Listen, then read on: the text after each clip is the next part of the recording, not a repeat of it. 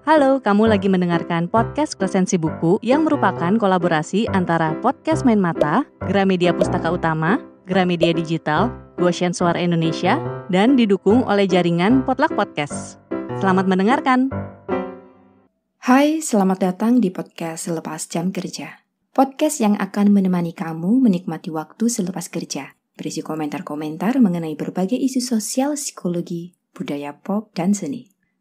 Oke, jadi di episode kali ini, saya akan mengajak teman-teman untuk mereview buku catatan harian Sang Pembunuh karya Kim Yong-ha yang diterbitkan oleh Gramedia Pustaka pada bulan April 2020.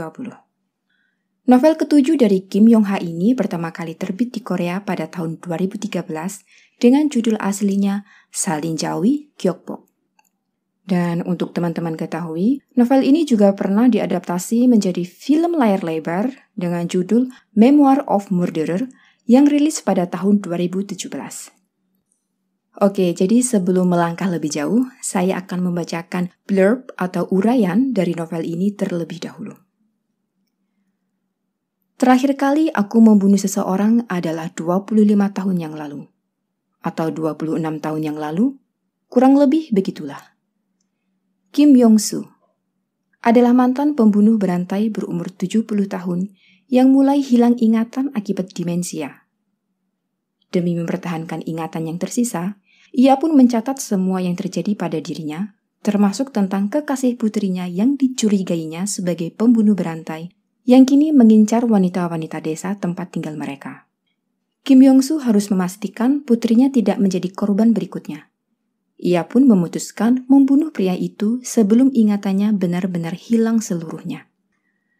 Dari uraian singkat yang tadi saya baca, sudah bisa ditebak jika novel ini bergenre misteri. Awalnya saya mengira bahwa novel catatan harian Sang Pembunuh ini akan berisi tentang rincian-rincian pembunuhan yang pernah dilakukan oleh tokoh utama kita, yakni Kim Yong-soo, tapi ternyata saya salah.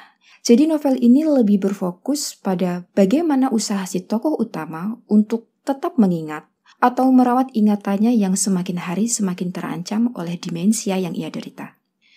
Dan seperti yang sudah disampaikan pada bagian uraian tadi, konflik dalam novel ini semakin meningkat ketika Kim Yong-soo bertemu secara tidak sengaja dengan Park Ju-tae yang nantinya diketahui sebagai kekasih anaknya, yakni Eun-hee. Pada pertemuan singkatnya dengan Park Ju-tae, awalnya Kim Yong-soo ini tidak merasa ada yang salah, hingga akhirnya ia melihat bekas darah di mobil Park Ju-tae, yang meski menurut pengakuannya itu adalah darah hewan buruan.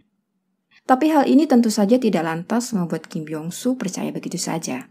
Karena bagaimanapun Kim Yong-soo ini adalah seorang veteran pembunuh, jadi ia merasa cukup yakin mempunyai intuisi yang cukup tajam untuk mengenali sesama pembunuh. Jadi ia menaruh kecurigaan bahwa Park Ju-tae yang mobilnya ia tabrak secara tidak sengaja itu kemungkinan adalah dalang di balik pembunuhan-pembunuhan yang sedang terjadi di lingkungannya. Dan setelah tahu bahwa ternyata Eun-hee mempunyai hubungan khusus dengan Park Ju-tae, Kim Yong-soo tentu saja tidak tinggal diam begitu saja. Ia mencoba menyusun rencana untuk membunuh Park Ju-tae sebelum Park Ju-tae membunuh Eun-hee yang merupakan keluarga satu-satunya yang ia punyai saat ini.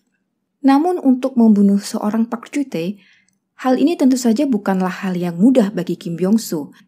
Karena meski dulunya dia adalah seorang pembunuh profesional, di usia senjanya ini ia tidak lebih dari orang tua berusia 70 tahun yang menderita demensia. Jangankan untuk membunuh, untuk mengingat apa yang sedang ia lakukan saja terkadang membuatnya putus asa. Apalagi untuk menyusun rencana pembunuhan yang bisa dibilang cukup rumit gitu loh. Seperti dijelaskan saat ia ingin menelpon Eun-hee misalnya. Tiba-tiba saja ia lupa bagaimana cara melakukan panggilan dan banyak hal lainnya yang ia lupa atau mendadak menjadi tidak tahu apa yang harus ia lakukan. Yang jelas selama membaca novel ini, kita sebagai pembaca selain diperlihatkan bagaimana struggle-nya Kim Yong-soo dalam menjalani hidup, kita juga akan ikut merasa hopeless dengan kehidupan Kim Yong-soo. Dan selain berfokus pada bagaimana cara Kim Yong-soo untuk tetap merawat ingatannya dan bagaimana ia mesti menyusun rencana pembunuhan Park Ju-tae, dalam novel catatan harian Sang Pembunuh ini juga beberapa kali menyinggung bagaimana kerja polisi di masa lalu dan masa sekarang. Menurut Kim Yong-soo, kerja polisi pada saat ini itu jauh lebih baik. Hal ini ia sampaikan bahwa dari banyaknya pembunuhan yang ia lakukan, dan hingga saat ini tidak pernah sekalipun polisi berhasil menangkapnya. Hal ini bukan berarti Kim Yong-soo terlalu pintar untuk menutupi jejak, tetapi lebih kepada saat itu jika ada kasus orang hilang atau pembunuhan yang dilakukan secara random, hal itu dianggap bukan suatu masalah yang besar. Dan akibat kerja polisi yang tidak profesional seperti itu, maka banyak nih kasus pembunuhan yang tidak bisa mereka pecahkan. Atau mungkin mereka menyelidikinya, tetapi lebih sering berhenti di tengah jalan. Atau mungkin jika teman-teman pernah mengikuti cerita kasus-kasus pembunuhan yang terjadi di Korea Selatan pada tahun 80 atau 90-an akhir, teman-teman akan tahu bahwa pada tahun-tahun itu ada beberapa kasus kriminal di Korea Selatan yang tidak berhasil diusut atau juga malah terjadi salah tangkap. Membaca buku setebal 160 halaman ini sebenarnya cukup menyenangkan untuk saya. Karena si penulis berhasil memberikan sesuatu yang meski tidak baru, tapi juga tidak biasa.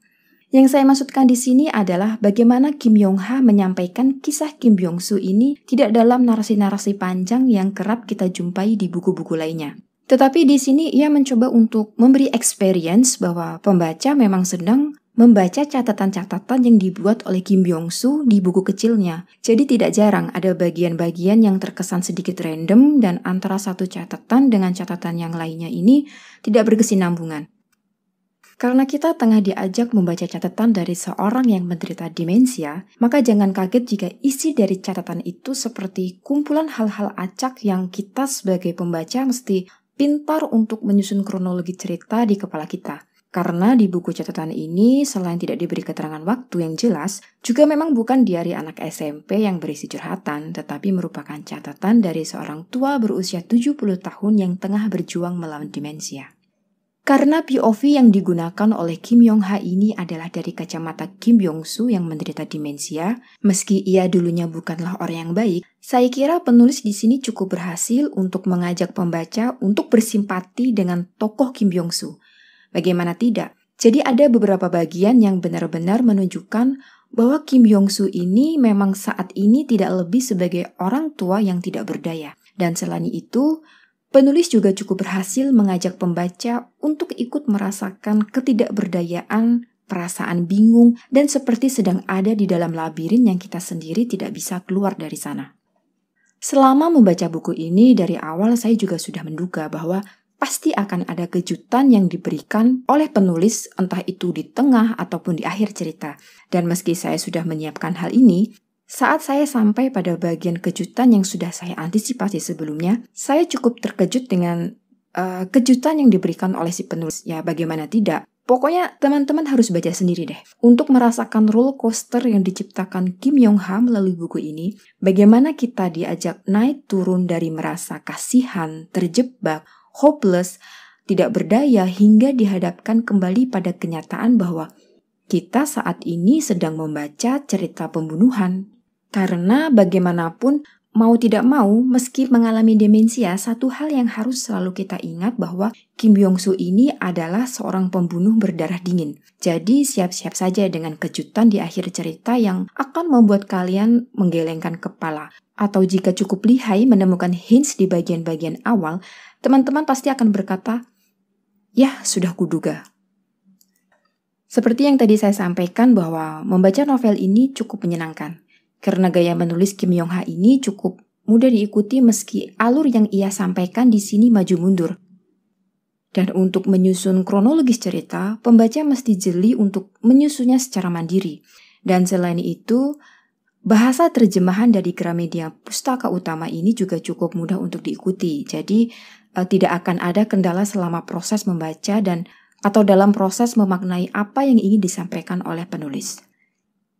Jadi, jika teman-teman pembaca lainnya ingin membaca novel bergenre misteri tapi tidak mau membaca buku yang tebal, saya kira novel catatan harian sang pembunuh ini cukup recommended untuk dibaca. Baiklah, sekian dulu review singkat dari podcast Lepas Jam Kerja untuk buku catatan harian sang pembunuh karya Kim Yong-ha. Terima kasih sudah mendengarkan dan sampai jumpa di episode-episode lainnya. Bye-bye.